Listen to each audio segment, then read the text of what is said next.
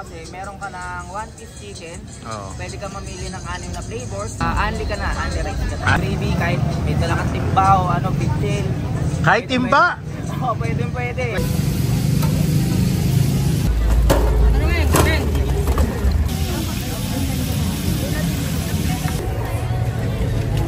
What's up guys? So nagbabalik tayo dito sa Kogyo sa may Gate 2 dito sa Along Marcos Highway. At this time dito tayo sa tapat ng Rock Hard. Dito ngayon. Pero ito yung matagal na natin gusto tikman. Ito kasi yung original, sobrang nag-trending na fried chicken na may unlimited Java rice. Halagang 79 pesos lang. Diba? Dalawang malaking chicken, unlimited Java rice, unlimited sauce. Kaya ano pang hinihintay natin guys? Let's go!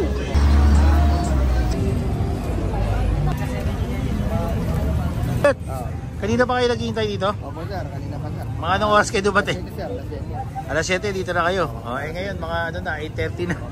medyo So, talaga. madalas ba kayo dito kumakain? Opo. Talagang madalas ho kayo dito. Naghihintay talaga po kami. Talaga. Talagang paborito yung manok dito. So sa lahat ng mga manok na nandito, Ito po yung may panlasa eh. Medyo malaki talaga. talaga. Solid Ito talaga, pang sir. malasa tsaka malaki ha. Solid sir. Oh, Only sige. rice pa sir. Ano? Only rice pa. Oo, lahat naman only rice. Oo. Pero dito talaga pinakamasarap ha. Iba yung Balita ko ito ang original dito eh. Ito sir, pinakauna talaga rito sir. Talaga. So, Umaya lang matitikman sila. na natin ngayon.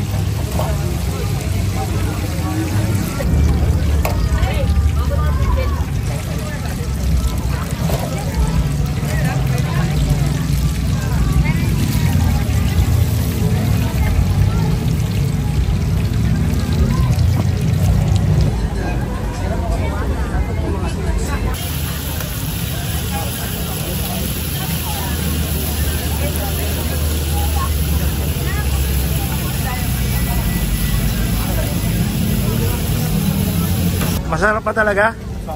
Bravo! Sulit ang pila? Sulit na sulit ha. Kahit mababaw niya, okay lang.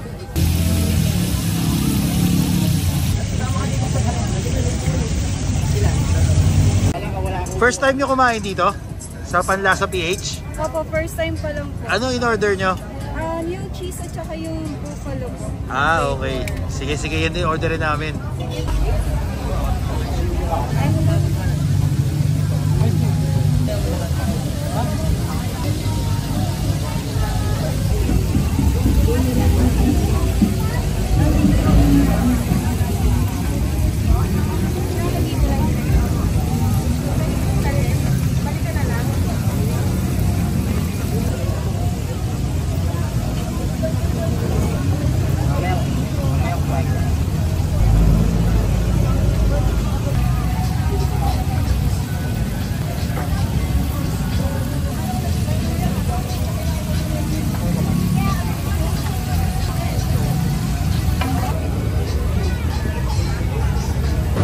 guys, ito na nga yung finally, yung kanila sa PH. Pangalawang beses ko lang pumunta dito at ngayon ko lang siya natagpuan. Ilang beses ako nagtangka, hindi natuloy. Finally, nandito na. So, ang kinuha ko is yung cheese. Tapos nag-request ako, baka pwede naman matikman ko rin yung honey nila. Kasi normally yata isang sauce lang eh. Pero ito, medyo dalawa. So, buti na pinagbigyan ako. So, ito yung kanilang honey. Lapit mo na lang sa akin dito. Ito yung honey guys. Ito naman guys yung kanilang cheese. Mainit-init pa guys oh. May usok-usok pa oh. Medyo malaki yung mga gayak nila dito, yung mga pieces nila. Tapos napapansin ko kanina habang nag-shoot ako, pag mayroong mga maliliit na part, dinadagdagan nila ng isa pang maliit. So nagiging tatlong maliliit mga ganon. Sabi ko tatlong maliliit o dalawang malaki. Tapos unang order mo pala, meron ka na kagad dalawang rice. Pero pag naubos mo to, pwede ka pang order kasi unlimited ang kanilang Java rice dito. So same lang ng mga iba pang mga fried chicken dito sa Kogyo sa Gate 2. Unlimited Java rice, unlimited sauce. Guys, hindi nila sinasabi, hindi nila ina-advertise dito. Pero dito pala 50 pesos lang daw pag one piece. Pero upon request lang. 50 pesos one piece chicken, ganito kalaki. Tapos only yung Java rice. Grabe! Sa iba 55 po, sa kanila mas mura, 50 lang. Pero guys, itong Panlasa PH, sila talaga yung original dito. Nagsimula sila February of 2023. So sila yung pinakaunang nagtinda ng ganitong klaseng fried chicken na may sauce at only Java rice. Pero nung pumutok, ang dami nang gumaya, which is okay din, good for the business, marami kumikita, marami nag-enjoy ng mga tao. Pero ito nga, itong Panlasa PH, sila yung pinaka-original dito. So excited na ako talaga matikman kasi syempre, tingnan natin kung gaano ba kasarap yung original, di ba? Tikman na natin itong honey nila.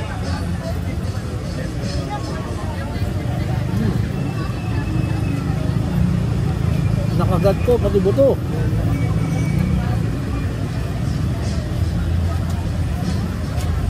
Kaya lambot yung chicken ha. Mahap din yung honey. Subtle lang yung lasa niya, hindi ganun kalakas. Yung napaka-crispy pa rin kahit na nilagyan ng sauce sa ibabaw. Crispy pa rin yung manok nila. Kitang kita yung mga fresh yung manok nila. Masarap yung chicken ha. Kaya naman pala talaga sila yung unang pinilahan dito. Yung chicken ha. Siyempre honey ito, manamis-namis. Panalo. Solid ah. Actually, honey pa lang, panalo na. Yung cheese, excited ako sa cheese nila kung gano'n kasarap yung cheese. Pero ito daw talaga isa sa mga pinaka-best seller nila. Bukod dun sa buffalo sauce nila. Ito na yung kanilang cheese. So, tikman na natin. Oy! Ay guys, ito masarap yung cheese. Kapag ka-cheese yata ito.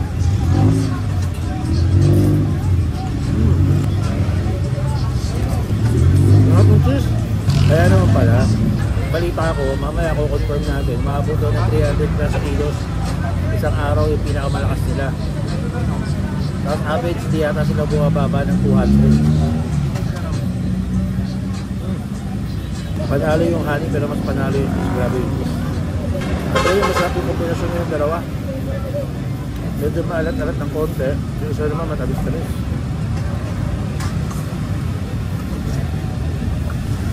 Tapos kahit babad na babad sa sauce, talaga namang crispy pa rin. Sobrang mura na. Sa halagang 50 pesos, 1 piece. 75 pesos, yung 2 pieces. Pero sulit na sulit na sa lasa. Guys, mali ako. 79 pesos pala yung 2 pieces. 79 pesos. Tapos, yung 1 piece nila, limited lang pala yun. Hindi pala yun open for everyone. At kunyari, meron talaga nagpunta dito, talagang gutom na gutom, wala kulang yung pera nila. Pinagbibigyan nila 50 pesos lang yung isang manok. Diba? Kaya solid pa sa akin yung cheese.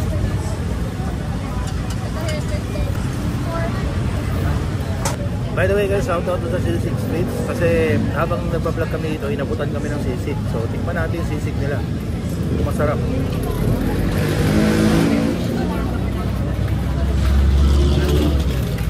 May panalo rin siya dito ha.